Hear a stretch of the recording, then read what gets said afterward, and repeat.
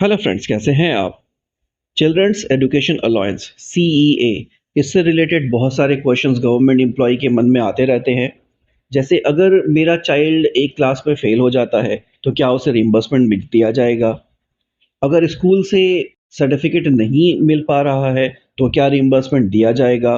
कब अप्लाई करना है रिम्बर्समेंट के लिए? अगर 1 साल रिप्लाई नहीं कर पाए तो क्या नेक्स्ट ईयर 2 साल के लिए एक साथ अप्लाई कर सकते हैं? तो आइए देखते हैं डिटेल में चिल्ड्रन एजुकेशन अलाउंस क्या है, गवर्नमेंट एम्प्लॉयी को कब दिया जाता है और कितना दिया जाता है। चिल्ड्रन एजुकेशन अलाउंस रिम्बर्स किया जाता है गवर्नमेंट सर्वेंट को अपने बच्चे को पढ़ाने के लिए for maximum 2 child for every government servant. यहाँ पे 2 चाइल्ड कहा गया है, लेकिन अगर सेकंड चाइल्ड के वक़्त मल्टीपल बर्थ हो जाता है तो even in that time multiple child को भी दिया जाता है। एंड अगेन अगर 2 चाइल्ड है एंड उसके बाद स्टरलाइज़ेशन ऑपरेशन कराया गया है, उसके बाद अगर कोई चाइल्ड की पैदाइश होती है तो even that child is also eligible for children education allowance.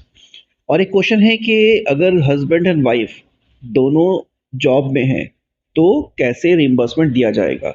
पहला क्वेश्चन है कि जॉब में है और दोनों सेंट्रल गवर्नमेंट जॉब में हैं, तो इन दैट केस कोई एक दोनों में से अप्लाई कर सकते हैं चिल्ड्रन एजुकेशन अलाउंस के लिए अपने बच्चे के लिए। लेकिन अगर कोई एक गवर्नमेंट जॉब में है और कोई प्राइवेट में है, तो इन दैट केस जो प्राइवेट में जॉब कर रहे हैं, उन्हें अपनी प्राइवेट ऑफ़िस से एक सर्टिफ़िकेट देना होगा कि उनके ऑफ़िस के द्वारा कोई भी चिल्ड्रन एजुकेशन अलाउंस या फिर किसी भी प्रकार का एजुकेशन अलाउंस नहीं मिल रहा है for their children. During leave and suspension, अगर कोई गवर्नमेंट सर्वेंट लीव पर है तो क्या सीए दिया जाएगा? ऑफ कोर्स दिया जाएगा, लेकिन क्वेश्चन आता है कि अगर वो सस्पेंशन में है तो क्या होगा? वेल, लीव के बारे में कहा गया है कि अगर वो एक्स्ट्रा ऑर्डिनरी लीव पे है, जहाँ पे उन्हें कोई पेमेंट नहीं दी जाती है, चाहे वो मेडिकल पे हो या विदाउट मेडिकल पे हो, ईओएल पे है, वहाँ पर भी चिल्ड्रन एजुकेशन अलाउंस एडमिसिबल है, दी जाती है। और यहाँ पे कहा गया है कि अगर वो सस्पेंशन पे हैं, if a government servant is under suspension, even in that case उन्हें सीए क्लेम दिया जाएगा। लेकिन लेटर ऑन अगर अगर कोई डिसिप्लिनरी प्रोसीडिंग चल रहा है, वो सस्पेंशन में है, उस टाइम पर तो सीए मिल गया। लेटर ऑन अगर डिसाइड किया गया कि उस पीरियड को डाइज नन कर दिया जाएगा, तो वो डाइज नन पीरियड के लिए उन्हें सीए नहीं मिलेगा, और अगर जो दिया गया है वो रिम्बर्स वो रिकवरी कर लिया जाएगा। तो यहाँ पे डाइस दिन क्या होता है और इसका इफ़ेक्ट क्या होता है आपके सर्विस में, इससे रिलेटेड मैं एक सेपरेट वीडियो बनाऊँगा। अभी रेट क्या है ये देखते हैं, रेट ऑफ सीए क्या है। चिल्ड्रन एजुकेशन अलाउंस के लिए है 2250 per month, that is 27,000 in a year. और हॉस्टल सब्सिडी के लिए क्या है? 6,750 पर मंथ। और यहाँ पे ये भी कहा गया है कि जब व्हेनेवर डीए इंक्रीजेस बाय 50%, कभी भी डीए इंक्रीज हो जाएगा 50% पे, तो सीईए और हॉस्टल सब्सिडी भी इंक्रीज हो जाएगा बाय 25%। 7th पे से पहले क्या था कि आप या तो सीईए के लिए अप्लाई करेंगे या फिर हॉस्टल सब्सिडी के लिए अप्लाई करेंगे, आपको दोनों नहीं दिया जाता था। लेकिन यहाँ पे कहा गया है कि आप दोनों एक साथ अप्लाई कर सकते हैं और दोनों दिया जा सकता है। Both hostel subsidy and CEA can be availed concurrently, एक साथ मिल जाएगा। Day boarding children are not eligible to draw hostel subsidy. Hostel subsidy means वहाँ पे आपके बच्चे को रहना है, एंड इन दैट केस आपको दिया जाएगा। ऐसा नहीं है कि आप दिन में जाएंगे, क्लासेस करेंगे एंड देन लेटर ऑन आप रात में घर आ जाते हैं, तो इस कंडीशन में उसे बोर्डिंग नहीं माना जाएगा, डे बोर्डिंग माना जाएगा। तो वहाँ पे हॉस्टल सब्सिडी नहीं दी जाती है। अगर गवर्नमेंट सर्वेंट जॉब में रहे नहीं, जैसे कि अगर उनका रिटायरमेंट हो जाता है या फिर उन डिसिप्लिनरी प्रोसीडिंग है और डिसमिसल या रिमूवल हो जाता है, तो उस कंडीशन में सीईए कैसे सेटल करते हैं?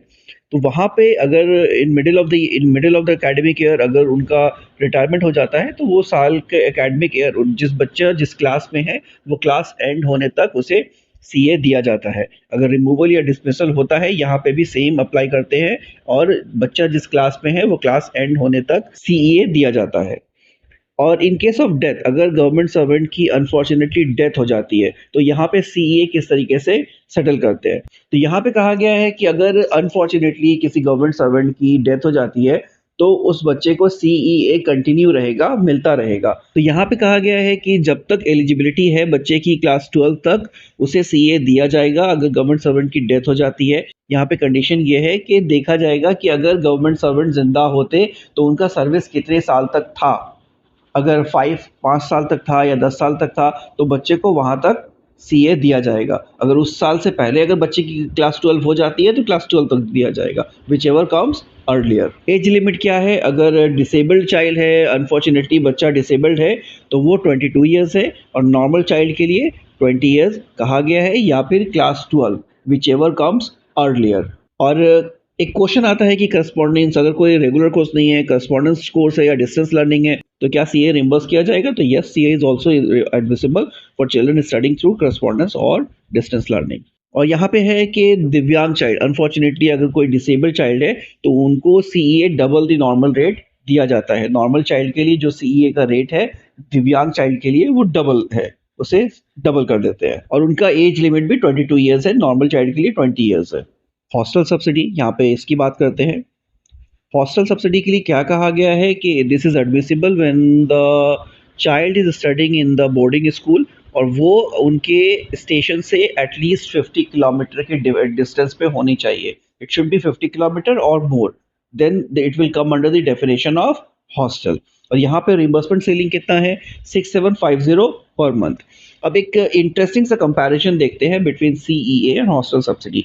सीईए में क्या है कि when you are applying for reimbursement, जब आप रिम्बर्समेंट के लिए अप्लाई करते हैं तो आपको स्कूल से एक सर्टिफिकेट लेके आना होता है, जहाँ पे वो प्रिंसिपल साइन करके देते हैं कि yes this child was studying in our school, और वो उसमें affiliation number and other details वो भर के देते हैं।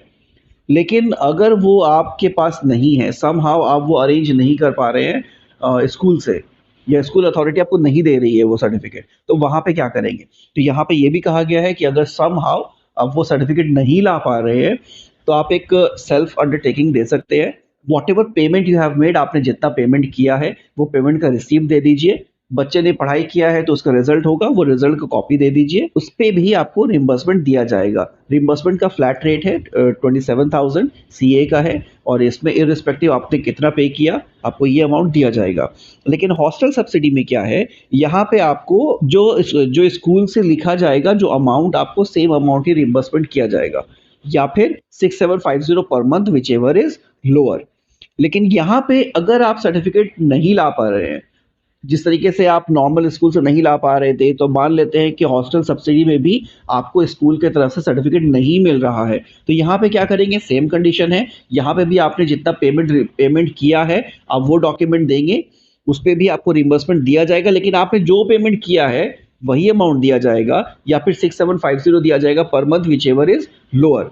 सीए में क्या था? इररिस्पेक्टिव आपने क्या पे किया, आपको 27,000 इन ईयर मिल जाता था। लेकिन हॉस्टल सब्सिडी में क्या है? आपने जो पे किया है आपको वो दिया जाएगा, या फिर 6750 पर मंथ ये दिया जाएगा, which ever is lower based on your documents. और यहाँ पे पेमेंट के लिए कहा गया है क्लासेस के लिए that this CA would be eligible, eligibility है इसकी क्लास 1 से क्लास 12 तक के लिए।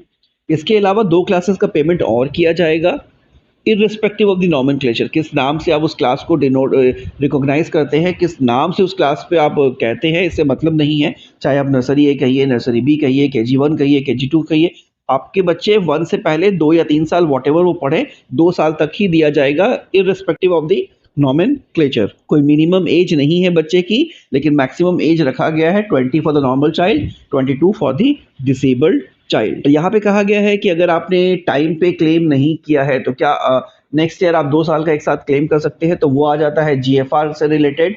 उसमें भी कहा गया है टाइम बार्ड क्लेम के लिए कि आप कर सकते हैं, बट प्रॉपर जस्टिफिकेशन आपको देना होगा कि आपने डिले क्यों किया। और ये आप कब कर सकते हैं? Like once the academic year is completed, every financial year, once in a year आप ये क्लेम कर सकते हैं। पहले क्या था कि आप ब्रेकअप करके अप्लाई कर सकते थे, लेकिन अभी ये वन टाइम आप अप्लाई कर सकते हैं और इसे सेटल किया जाएगा। इससे एक क्वेश्चन और था कि सीए, क्या एक क्लास में दोबारा मेरा चाइल्ड पढ़ रहा है, बच्चा पढ़ रहा है, तो क्या दिया जाएगा? उस फेल हो गया, तो यहाँ पे कहा गया है कि CEA is nothing to do with the performance of the child, कोई दोनों में कोई कनेक्शन नहीं है।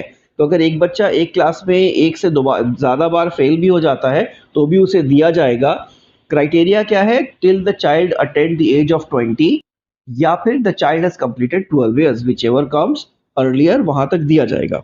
लेकिन एक का क्वेश्चन कब मुझे आया था बहुत पहले कि एक बच्चे को किसी ने क्लास 3 में पास किया, एक बच्चा है वो क्लास 3 में पास हो गया, उसके फादर ने जो कि गवर्नमेंट सर्वेंट है उसे एक स्कूल से निकाल के दूसरे स्कूल में डाला और सेम क्लास 3 में डाल दिया। तो यहाँ पे क्या रिइंबर्समेंट दिया जाएगा? तो यहाँ पे आंसर है नो, नहीं दिया जाएगा। एक क्लास के लिए आपको एक बार ही रिइंबर्समेंट मिलता है। Since the child is already pass, वो एक बार क्लास पास हो चुका है, उसे उस क्लास का रिइंबर्समेंट मिल चुका है, सेम क्लास के लिए उसे रिइंबर्समेंट नहीं मिलेगा। हाँ, अगर चाइल्ड फेल हो जाता तो रिइंबर्समेंट दिया जा सकता था। तो इससे रिलेटेड कोई भी क्वेश्चन है, क्वेरी है, feel free to post that in the comment section. I will get back to you on this. Thank you for watching this video.